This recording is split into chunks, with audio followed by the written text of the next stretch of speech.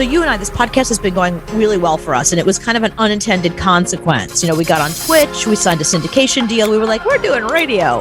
And then suddenly this podcast started blowing up. Mm-hmm. We're getting press in People, we're getting press in Page Six, we're getting press in Entertainment Tonight and The Insider and all this kind of stuff. And people are paying attention to podcasts that are good and podcasts that are interesting. And you and I seem to be on that radar. So, you and I have been trying, my agent has been talking about our next radio job. So in our industry, there's a prep service, and it's kind of like a very inside baseball thing where people get a chance. Part of the prep service is people basically tell each other radio secrets. Like, here's something that worked really well on our show. You guys should do it. Mm-hmm. Or I had this problem with my program director. How do I handle it? He's such a dick, that kind of thing. And it's really just between us guys, us kids, So today I'm reading this thing and I was like, whoa, this is kind of surprising because this guy put his name on it and he put it out there and he said, I got to ask again, which means this has been a regular conversation he's been having. He's been seeing his radio show losing to podcasting over and over and over. Mm. So the headline is, can radio learn from podcasting? And he said, one of the reasons podcasting is huge is because of all the production and storytelling. Theater of the Mind was started on radio, but radio has abandoned that for quick breaks, phone calls, phony bits with bad actors, and too many commercials and music that can be found anywhere. Mm-hmm. And he goes on for quite a while going into each one of these things, and he's talking about how jealous he is. He's like, I'm in awe and I'm jealous because my friends that are podcasting are doing way better and can tell stories and can talk about stuff. And the more he talked about it, the more I realized, you and I were doing Top 40 radio. In an hour, we would talk for, if we're lucky, 10 minutes, mm-hmm. Couple minutes here, couple minutes there.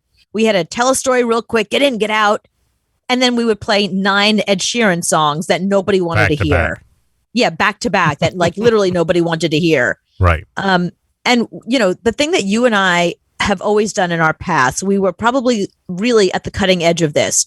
Many, many years ago, when we first started doing syndication, we were doing talk and music, but it was mostly talk. We'd play 3 songs an hour, 4 sometimes, but it was all storytelling. It was all theater of the mind. It was all connecting with an audience. We took a lot of calls. We heard their stories. They heard our stories. It was just listening to a bunch of friends on one of those call lines from the 90s. Remember, like a party line. It felt like a party line, a lot of times, when you and I were doing this show in the mid 2000s.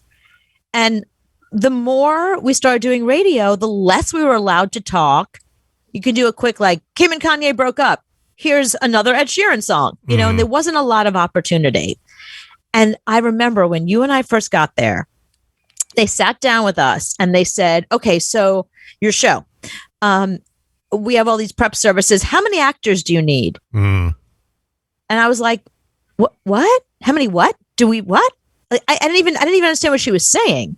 She said, how many actors do you need? I was like, actors for what? For call-in topics. No, but I didn't know what she meant. I was like, are we doing a theater? We're doing a theater piece? Am I? Because I have a background in theater. So I was like, is this a joke? Am I directing something? What are we doing? Apparently, they had a service. All of their callers were actors. That they had a service and the people would call in and pretend, hi, Anthony and Cooper, I love your show so much. Anthony, I totally agree with you because, Cooper, you're just wrong. It's but people don't talk like that. So we were like, we don't need actors. We have callers. Well, then who's going to be the caller? Your audience. The listener, the audience. We're doing a live show. And we didn't realize the show we replaced was 100% record. They recorded the whole thing the day before. Mm-hmm. So if a celebrity died, they were 2 days before they'd say it because they would record it the day before. A whole bunch of stuff would happen. And then they'd get back on the air 2 days later. And they had all these actors pretending to be callers. And it's so obvious. You know what I mean? Everyone's so genuine now and relatable. Like when you go to YouTube, people are just talking into a microphone and telling you about their day or what happened or something that pissed them off, So, when someone's like, hi, I love your topic. You guys are so good. It's so obvious. Well, all the stations that you see, phone scams and things like that, it used to come in on a CD. Now it just comes in over the internet. So if you want a phone scam topic for that day, they actually even send you an email of what to say.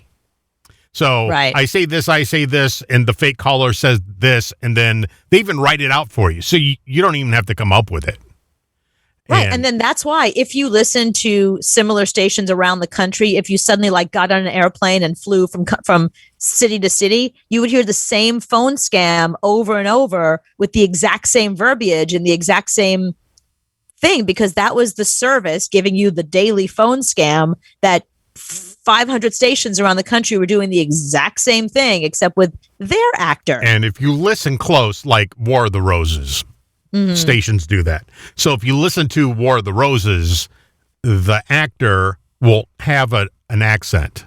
There's no New York accent. There's no Southern accent. It's just a typical American accent. So they can put it in any station in the country. So that's how you can tell it's fake. When you play 10 commercials back to back and music that you can find anywhere else, radio's screwing itself. Yeah. So no wonder why people are looking for content somewhere else, and they're finding it on podcasts. Right. And he's saying, he doesn't get the opportunity to actually tell a story anymore because he has to be out in a certain amount of time. And they've given him so much copy to read that takes up a lot of it. And so some of the comments back is people were like, yeah, I used to do segments with a lot of sound effects and tracks, and I told a story over them, and it was really fun. And it was almost like Serial or some of those podcasts that, they mentioned in this Radio Lab, whatever. He's like, yeah, I mean, podcast isn't so much about the production value. It's the fact you can listen to them on your own time and somebody's talking directly to you. Well, and they're not kicking off every hour talking about Touch a Truck, because we have to work in Touch a Truck to our 8 o'clock hour, which we have to get calls and do content. But no, we have to talk about Summer Jam for the 18,000th time. Right. No, radio screwed itself. So people are looking for something different, and we're doing it. Yeah, no, I mean, I feel really happy that that the unintended consequences of us doing our syndicated radio show ended up you and I doing this podcast. And it feels like when we first started doing radio, we were allowed to just get on and talk, and there was nobody telling you what to say, what not to say, how many times an hour to say this. That was the best thing. I mean, once in a while we would do a contest. We did it our way. It wasn't like we were given copy points or how to do it or how to say it. It was total freedom. The study came out today. 47% of people pay for an audio service. So they pay for Spotify or Sirius. They pay for a different service. Yeah. That means 50% of people aren't listening to radio. Right. They're listening to something they have to pay for. That's how bad it is. Right. Well, it's not that much money. I mean, how much, Spotify isn't that much money. It's $10 a month, but yeah, it's not very much. You don't have to listen to commercials and shit DJs.